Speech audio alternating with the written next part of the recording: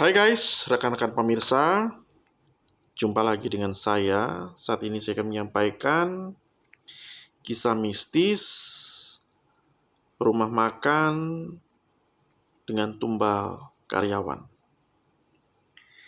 Jadi kisah ini diceritakan oleh Mang Oyek. Dia asal Cirebon, menceritakan saat dia bekerja di sebuah rumah makan ala Sunda di daerah Cikampek. Rumah makan tersebut selalu ramai oleh pengunjung yang makan siang, dengan menu favoritnya adalah ayam kremes presto sambal hijau. Mang Oyek menceritakan kalau dia awal mulanya hobi burung, ikut lomba burung bersama temannya Budi. Teman waktu SD, ketemu lagi di lomba burung di daerah Cikampek. Kemudian diajak oleh Budi untuk bekerja, di mana Budi adalah pelayan di rumah makan tersebut. Nah, Mang Oyek pun yang pengalaman buka pecel lele di Alas Roban, dan dia terkenal bisa bikin sambal yang enak di pecel lele itu, akhirnya diajak Budi jadi pelayan. Dan Mang Oyek jadi andalan di rumah makan tersebut untuk bikin sambal. Nah, pada saat Mang Oyek baru mau masuk kerja di hari pertama, dia melihat di gapura pintu masuk itu ada siraman air kembang 7 rupa. Dan dia melihat ada sekelebatan penampakan sosok wanita muda dengan pakaian berdarah-darah dan pakaian robek-robek dan tubuh yang berdarah-darah. Kemudian ada bisikan suara ke Mang Oyek ini, jangan lama-lama di sini. Kemudian itu agak diacuhkan, kemudian dia mulai bekerja di situ. Aura di tempat kerjanya itu juga auranya nggak enak, nggak cocok dengan dirinya. Lalu ya namanya pelanggan lama, ya dia kecapean lah di hari pertama. Pulang jam 5 sore, dia tinggal di mes ya, satu mes dengan Budi lah, temannya itu yang ngajak dia kerja. Hari kedua, dia mau masuk kerja, ketemu lagi dengan di pintu gerbang siraman kembang 7 rupa, dan kembali ketemu dengan sosok wanita muda yang korban kecelakaan, robek-robek bajunya dan berdarah-darah itu. Lalu dia masuk, kemudian ya dia bekerja seperti biasa dengan aura yang tidak enak. Mang Oyek mencoba menanyakan ke temannya Budi, sebenarnya ini ada apa, namun Budi berusaha menutupinya. Setelah 2 minggu bekerja, Mang Oyek ini ketemulah dengan seorang ustadz yang tinggal tidak jauh dari rumah mes mereka. Saat dia di jalan ketemu ustadz, bertegur sapa, kemudian ngobrol sedikit, ustadz berkata kepada Mang Oyek, ya hati-hatilah ya. Nah, Mang Oyek yang punya bekal ilmu dari abahnya melihat bahwa kelihatannya ustadz ini tahu sesuatu. Dia coba menanyakan kepada Budi, tapi Budi tetap mengelak. Nah,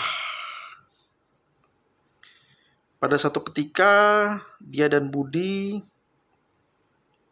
melihat di rumah Bunda yang punya rumah makan ada foto keluarga. Bertanyalah Mang Oyek kepada Budi. Dan dari situ Budi mulai cerita bahwa anaknya Bunda itu seorang perempuan pernah mati kecelakaan. Oyek pun menceritakan pengalaman dia bertemu dengan sosok gadis yang kecelakaan, dan Budi pun mengiyakan hal tersebut sebagai kecelakaan tunggal. Mang Oyek pun mengorek apakah orang ini memakai pesugihan.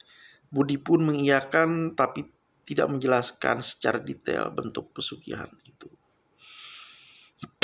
Lanjut, setelah 3 minggu bekerja,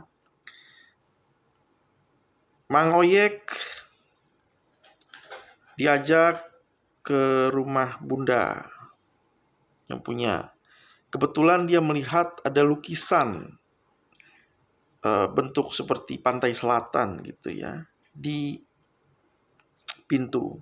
Mang Oyek cerita sama Budi, ya kurang lebih memang ada dia pakai pesugihan. Tapi Budi tidak detail cerita. Kemudian Mang Oyek menanyakan lagi pada Pak Ustadz. Ceritakanlah kalau sosok gadis yang dia lihat itu adalah tidak berbahaya. Namun kalau sampai ketemu sosok buto ijo, nah itu kamu harus waspada. Nah, di satu ketika itu tidak lama berselang, sang Bunda minta dompetnya diantarkan dari rumah makan ke rumahnya. Lalu dalam perjalanan Mang Oyek ngobrol dengan si Budi, temannya itu. Ini baunya bau menyan ini, dompet ini gak sembarangan, ini ada sesuatu.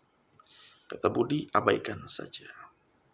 Saat mereka berdua ke rumah Bunda tersebut, Budi ketemu si Bunda di ruang tamu. Mang Oyek izin ke kamar mandi. Di sana dia melihat sosok buto ijo. Langsung dia seperti terdorong ke belakang, terjatuh, lalu lari ngibrit keluar rumah. Ditanya sama si Bunda, kenapa? Gak apa-apa, kaget lihat tikus, alasannya. Ya, karena kalau ketahuan dia tahu kalau ini tumbal, dia akan jadi tumbal berikutnya. Nah, tidak lama kemudian, persis H-1, tidak lama kemudian ya, sudah 3 mingguan ini, H-1 sebelum tanggal tumbal tersebut, Oyek waktu itu tidak masuk kerja, istirahat di rumah. Sementara Budi, dia berangkat untuk bersama dengan anaknya. Budi mengalami kecelakaan. Mengetahui kabar tersebut, Oyek tidak lagi datang bekerja dan tinggal di tempat Pak Ustadz. Ya. Kemudian setelah dia tinggal tempat Pak Ustadz, setelah 40 hari kematian si temannya Budi ini, terdengar kabar si Bunda pemilik rumah makan meninggal kecelakaan tunggal. Seperti anaknya, mobilnya masuk jurang. Rupanya karena tidak ada lagi yang jadi tumbal, akhirnya si Bunda itulah yang jadi tumbal. Karena sebelum-sebelumnya yang jadi tumbal adalah Karyono yang tinggal di situ. Demikian dari saya, kisah mistis ini. Jangan lupa klik like, klik subscribe, tekan tombol lonceng, komentar, dan share. Terima kasih.